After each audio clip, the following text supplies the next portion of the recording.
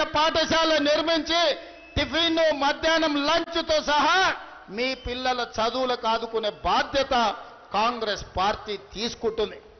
ఇదే కాదు, పెద్దలు ఉత్తమ్ కుమార్ రెడ్డి గారు ఇప్పుడు చెప్పిండ్రు, ఈ నియోజకవర్గంలోనే కేవలం జూబ్లీహిల్స్ నియోజకవర్గంలోనే ఉత్తమ్ కుమార్ రెడ్డి గారు మంత్రి అయిన తర్వాత 14,239 రేషన్ కార్డులు ఇచ్చిండు. ఇవాళ ఈ నియోజకవర్గంలో 61,000 రేషన్ కార్డులు ఇవాళ మీ దగ్గర ఉన్నాయి.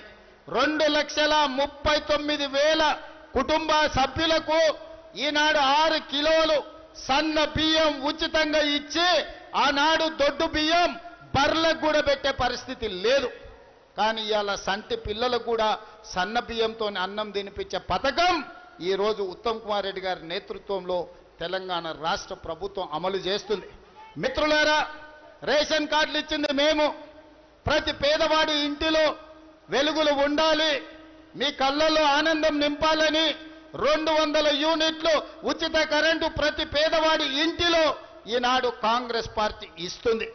500 రూపాయలకే మీకు సిలిండర్ ఇస్తుంది కాంగ్రెస్ పార్టీ.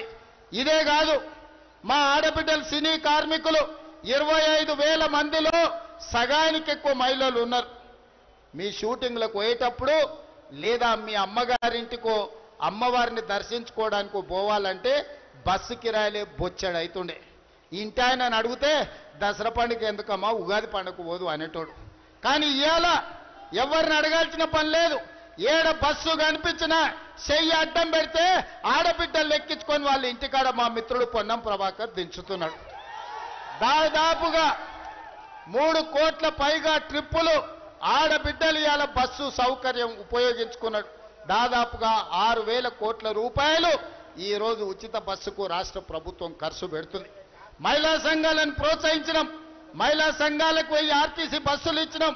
మహిళా సంఘాలకు ఇవాళ సౌర విద్యుత్తు కింద 1000 మెగావాట్ల ప్రాజెక్టులు ఇచ్చినాం. ఇవాళ మహిళా సంఘాలకు హైటెక్ సిటీ పక్కన 3.5 ఎకరాలు 1000 కోట్ల విలువ చేసే భూమి ఇచ్చి వాళ్ళు తయారు చేసే ఉత్పత్తులు అంతర్జాతీయ స్థాయిలో ఇవాళ అక్కడ అమ్ముకోవడానికి అవకాశం కల్పించినాం. ఇవన్నీ 2 ఏళ్లలో మేము చేసినాం. నేను అడుగుతున్న ఇక్కడికి వచ్చిన యువకుల్ని, మొదటి సంవత్సరమే లెక్కగట్టి ఎల్బీ స్టేడియంలో ఎక్కడైతే నేను మా పెద్దలు ఉత్తమ్ కుమార్ రెడ్డి, పొన్నం ప్రభాకర్ ప్రమాణ స్వీకారం చేసినామో అదే ప్రాంతంలో మొదటి సంవత్సరంలోనే 70,000 ప్రభుత్వ ఉద్యోగ ఖాళీలు భర్తీ చేసి నిరుద్యోగ సమస్యను పరిష్కరించి తెలంగాణ ఉద్యమంలోనే నిరుద్యోగ సమస్య కీలకం, ఆ సమస్యను పరిష్కరించడానికి ప్రయత్నం చేసినాం. 21,000 కోట్ల రూపాయలు రైతు రుణమాఫీ చేసి నికార్స్గా నిలబడి రైతులను ఆదుకున్నాం. 1,04,000 కోట్ల రూపాయలు కేవలం వ్యవసాయానికి ఖర్చు పెట్టి 20 నెలల్లో దేశంలోనే మొదటి స్థానంలో ఇవాళ తెలంగాణ రాష్ట్ర ప్రభుత్వం నిలబడ్డది. ఇవన్నీ మీ ఆశీర్వాదంతో మీరు ఎన్నుకున్న ప్రభుత్వం, ఈ ప్రజా ప్రభుత్వం ఉంది కాబట్టి చేయగలిగినాం. 10 ఏళ్ళు కేసీఆర్ ఉన్నప్పుడు రైతులకు రుణమాఫీ చేసిండా? సన్నబియ్యం ఇచ్చిండా? బస్సులో ఆడబిడ్డలకు ఉచిత ప్రయాణం ఇచ్చిండా? మీ ఇంటికి ఉచితంగా కరెంట్ ఇచ్చిండా? 500 రూపాయల సిలిండర్ ఇచ్చిండా? రేషన్ కార్డులు మీకు ఇచ్చిండా? ఇవాళ మేము 4% ముస్లింలకు రిజర్వేషన్ ఇస్తే 12% ఇస్తా అన్నాడు. ఇచ్చిండా? 10 ఏళ్ళు అయినా. మరి ఇవాళ ఏ మొహం పెట్టుకొని సిగ్గు లేకుండా బీఆర్ఎస్ వాళ్ళు ఓటు అడుగుతున్నారని నేను అడుగుతున్నా.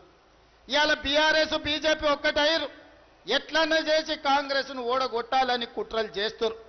కిషన్ రెడ్డి కేటీఆర్ వేరు కాదు, నానానికి బొమ్మ బొరుసు. మేము ఆనాడు మోడీ అమిత్ షా గారు హైదరాబాద్ నగరానికి వచ్చినప్పుడు 1,00,000 కోట్ల కాళేశ్వరంలో కుంభకోణం జరిగింది, కాళేశ్వరం ప్రాజెక్టు కేసీఆర్కు ఏటీఎంగా మారింది అన్నాడు. కిషన్ రెడ్డి గారు అన్నారు, మాకు సిబిఐ విచారణకి ఇవ్వండి, 48 గంటల్లో కేటీఆర్ను బొక్కలో దోస్తాం, హరీష్ రావును చెర్లపల్లికి పంపిస్తాం అన్నాడు. 3 నెలల కింద అసెంబ్లీలో సగం రాత్రి వరకు చర్చ పెట్టి సిబిఐకి పంపించినాం కాళేశ్వరం అవినీతి మీద. ఎందుకు ఇవాళటి వరకు సిబిఐ ఎఫ్ఐఆర్ చేయలేదు? ఫార్ములా ఈ రేసులో కేటీఆర్ 50 కోట్లు మెక్కిండనే ఆధారాలతో సహా ఏసీబీ కేసు పెట్టి గవర్నర్ గారిని కేటీఆర్ను అరెస్టు చేయడానికి అనుమతి అడిగితే 2 నెలల నుంచి గవర్నర్ గారు అనుమతిస్తలేరు. దీని వెనకాల ఉన్న గూడు పుటాని ఏందో ఆలోచన చేయండి. దీని వెనకాల ఉన్న చీకటి ఒప్పందం ఏందో ఆలోచన చేయండి. నేను కిషన్ రెడ్డి గారిని ప్రశ్నించిన, ఎప్పటిలోగల సిబిఐ అనుమతి తెస్తావో, ఎప్పటిలోగల గవర్నర్ అనుమతి ఇస్తావో చెప్పబోయా అంటే రేవంత్ రెడ్డికి సవాలు విసురుతున్నా, చర్చిస్తా, నా ఇంటికి వస్తా అంటున్నాడు. అయ్యా, నువ్వు నా ఇంటికి కాదు రావాల్సింది, మోడీ గారు ఇంటికి. ఎందుకు మోడీ గారు అనుమతి ఇస్తలేవు? గజ దొంగ కేసీఆర్ను జైల్లో వేయడానికి అనుమతి ఇవ్వమని మోడీ గారిని అడుగు. నన్ను అడిగితే ఏమొస్తుంది? నువ్వే కదా అడిగింది. సిబిఐ విచారణకి ఇవ్వమని రాష్ట్ర ప్రభుత్వాన్ని డిమాండ్ చేసినావు కదా. నీ డిమాండ్ ప్రకారం ఇవాళ సిబిఐకి